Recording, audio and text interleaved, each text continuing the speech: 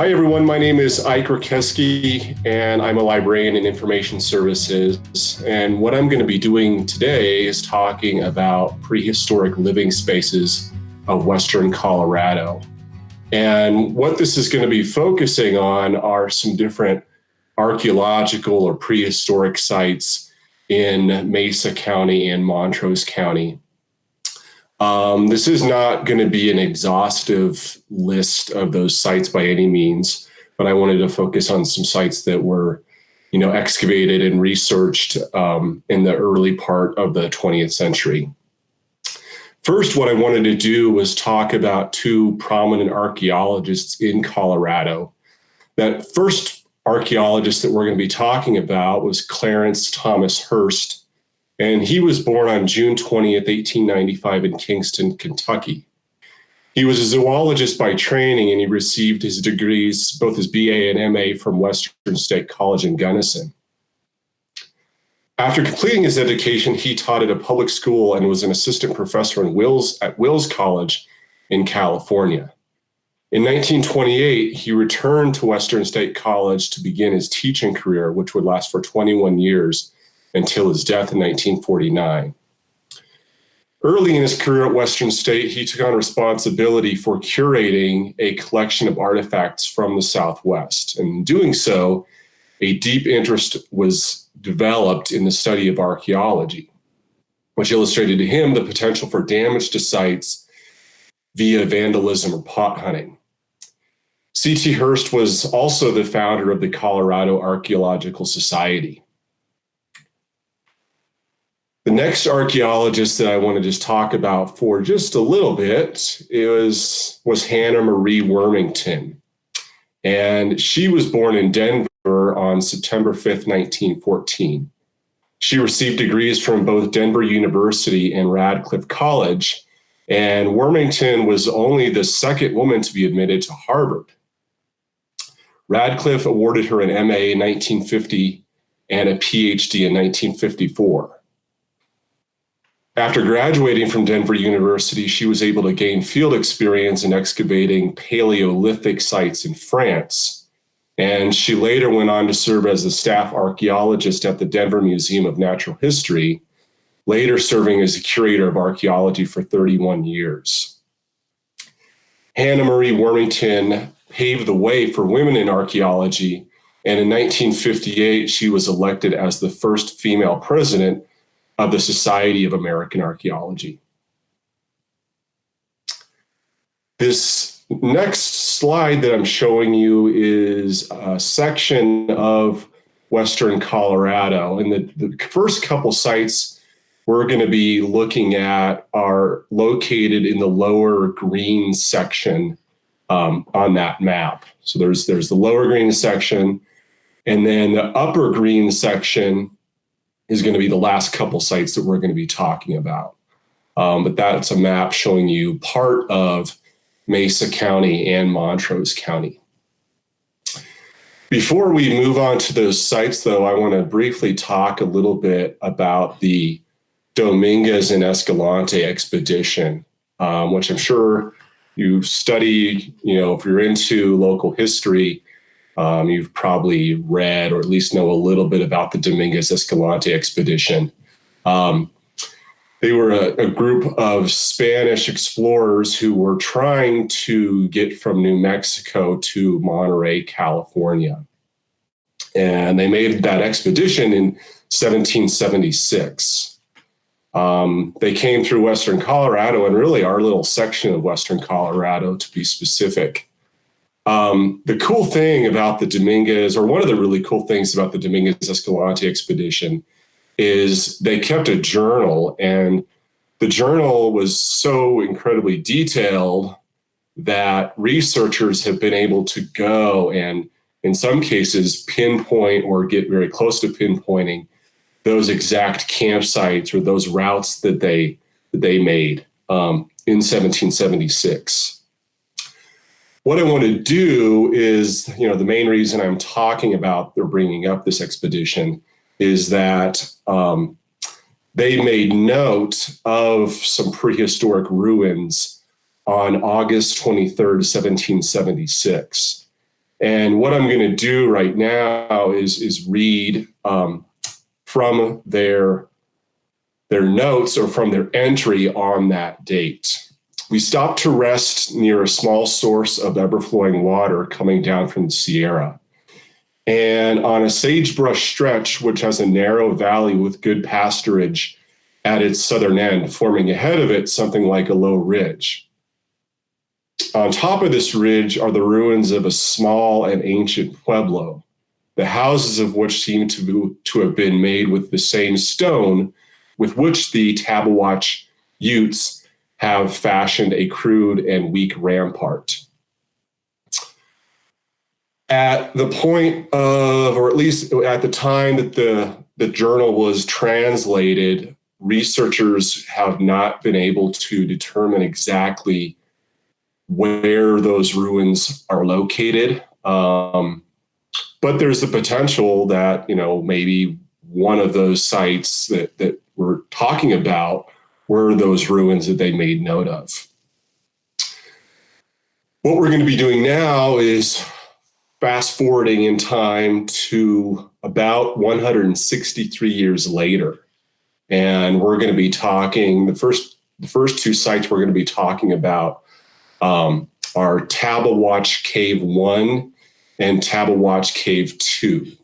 The unique properties of Tabeguache Cave 1 had been noted by Nucla resident W.C. Huntley. Huntley had noticed that the contents he could see on the ground differed from that of other caves he had visited. And eventually, Huntley notified a man named D.B. Walker of Montrose. Walker and another man named Ernest Ronzio made an exploratory trip to the cave in June 1939. Sufficient prehistoric evidence was found, and this prompted an official investigation by C.T. Hurst in 1940 and 1941. Hurst determined that the occupation of the cave took place during the Basket Maker II period, which at that point in time was considered to be 400 BC to 400 AD. The neat thing about Tabeguache Cave 1 is that the findings in that cave prompted Hurst to investigate additional sites in western Colorado. So in a lot of ways, the two Tabeguache caves were sort of a starting point for this work that C.T. Hurst began to conduct. Cultural deposits in the cave existed up to 40 inches in depth and included projectile points, bone tools, wood tools, remains of squash, acorns, basket pieces, a yucca sandal, and perforated stone discs. There was also a 5-foot-tall basket maker petroglyph, which was found near the cave, or near the entrance of the cave.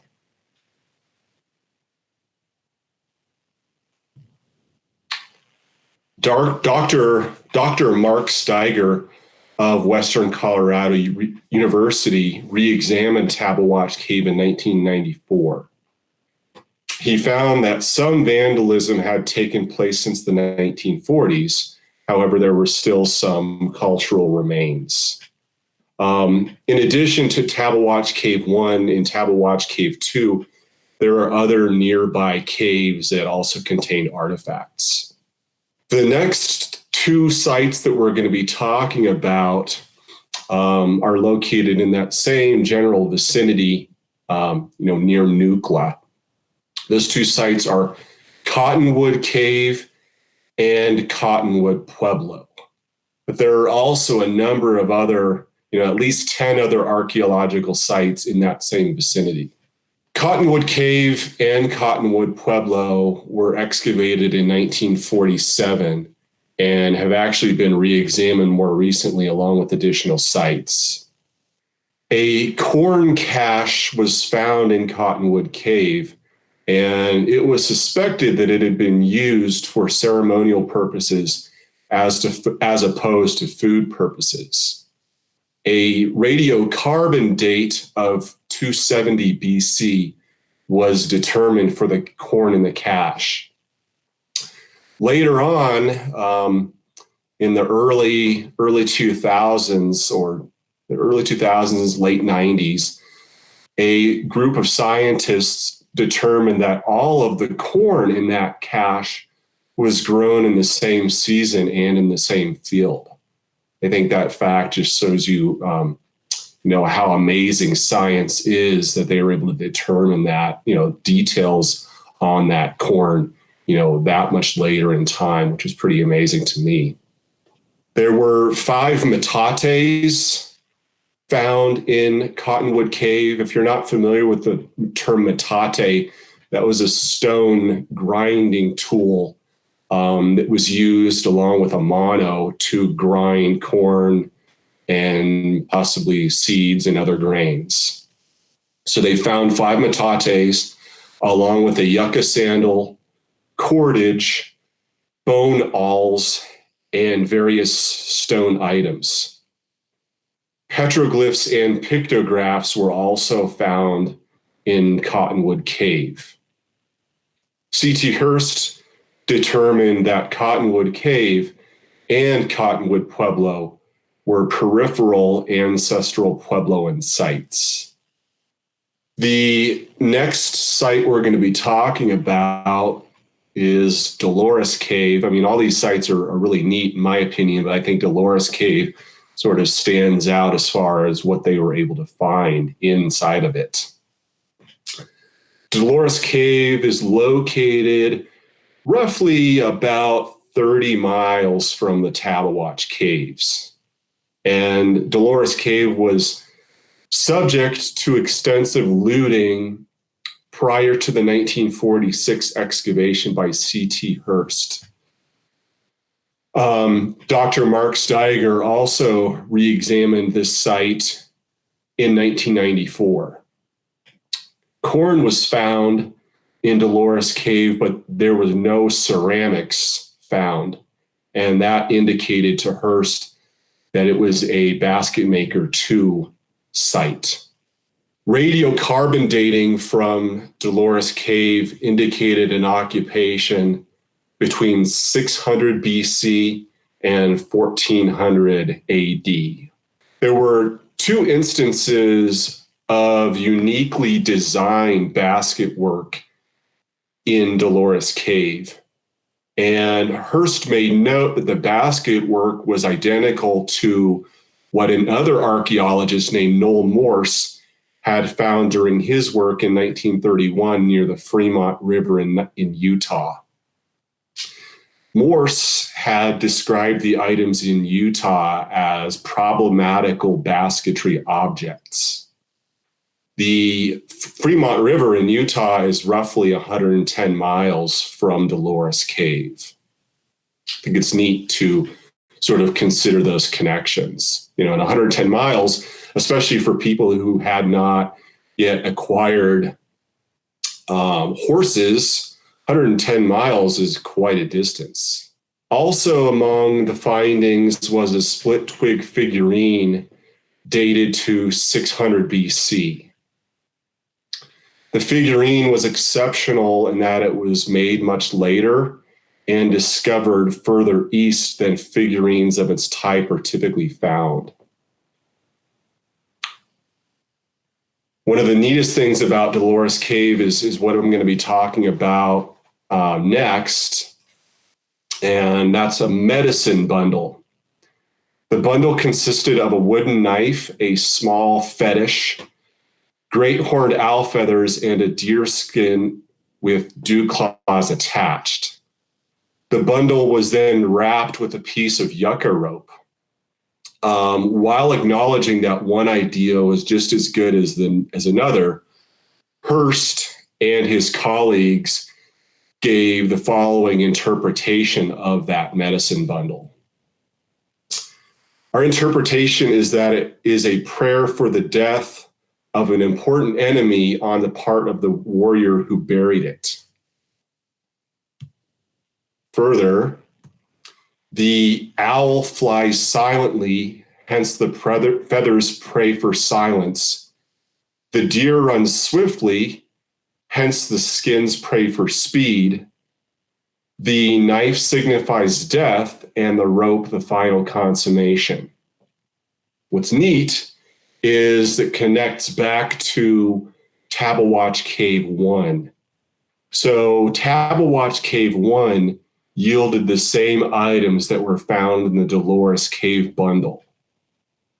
However, instead of being all in one bundle, the Tabeguache Cave 1 items were all buried separately. And instead of the wooden knife, Tabeguache Cave contained a sheathed stone blade. I just think that's a neat connection between the two sites. There were two sets of Moki steps found near Dolores Cave. And if you're not familiar with the term Moki steps, those were prehistoric or historic hand and foot holds that were carved or cut out of the rock, enabling someone to climb up to a higher location.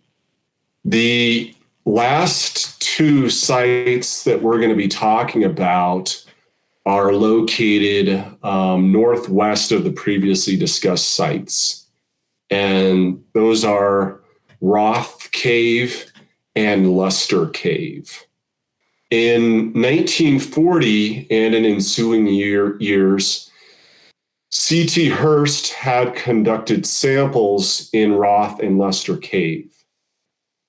A sign was placed at both sites which prohibited vandalism and pot hunting. Hurst didn't get to do any additional work at those sites because he passed away in 1949. In 1951, however, two archaeologists named Robert Lister and Herbert Dick excavated the two caves and three open sites in the vicinity. Both caves contained infant burials, and an abundance of cordage at both sites indicated to the researchers that the use of rope was especially important to the prehistoric inhabitants. The dry conditions and protection offered by those caves allowed for artifacts to be exceptionally well preserved. Roth Cave contained projectile points, monos, metates, corn, and a clay figurine. Luster Cave yielded a large variety of stone items, including pieces of jasper, quartzite, chalcedony, flint, and chert. The site also contained 14 monos, 29 potsherds, basketry, several small pieces of leather, shaped pieces of bone, and a possible fish hook. Additionally, Luster Cave also contained a pronghorn skull, which had been wrapped in juniper bark and purposely buried. The ears on the skull had been tied in place with sinew to make the skull appear more lifelike.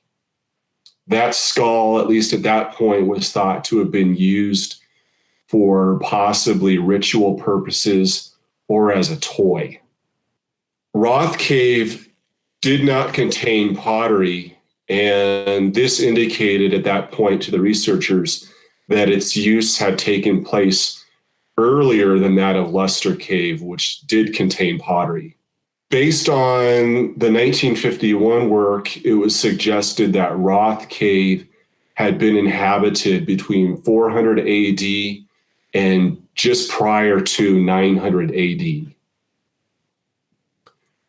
Luster Cave was thought to have been inhabited between just after 900 AD and 1300 AD. What I wanted to do now is include a few images from that vicinity, just signs of other prehistoric inhabitation. So the image on the left is of a few petroglyphs that are near those caves, or in the vicinity of those caves. A lot of the rock art or petroglyphs and pictographs is considered to be from the Fremont culture in that area. The image on the right is showing you a set of Moki steps near, or once again in the vicinity of Roth and Luster Cave. And that last image is of an arrowhead that is considered to possibly be from the late Archaic time period. And that arrowhead was once again found, near the vicinity of Roth and Luster Cave. So sort of once again indicating more or additional archaeological of prehistoric inhabitants of that area. What I wanted to do now is just provide a little bit of a reading list of some titles that I thought might be of interest, especially if you enjoy this topic. So Southwestern Lore is the publication of the Colorado Archaeological Society. And a couple of the issues from Southwestern Lore that specifically go over these topics are from June 1940, June 1941, 42, and 47, and also June 1948. Also March 1952, summer 1992, and summer 2000. A few other books, and a lot of these are books that you can actually get through Mesa County libraries, which, I just wanted to mention that. The first one is The Archaeology of Colorado by Steve Cassels. The next one is A Reappraisal of the Fremont Culture by Hannah Marie Wormington. We also have Archaeological Investigations on the Uncompahgre Plateau in West Central Colorado by Hannah Marie Wormington and Robert Lister. Archaeological Resources in Southwestern Colorado. A Hunter-Gatherer Archaeology of the Colorado High Country by Dr. Mark Steiger. And 1,000 Million Years on the Colorado Plateau by Al Look. Okay, I hope that you all enjoyed this, and I hope it was of use. And thanks for watching. Have a great day.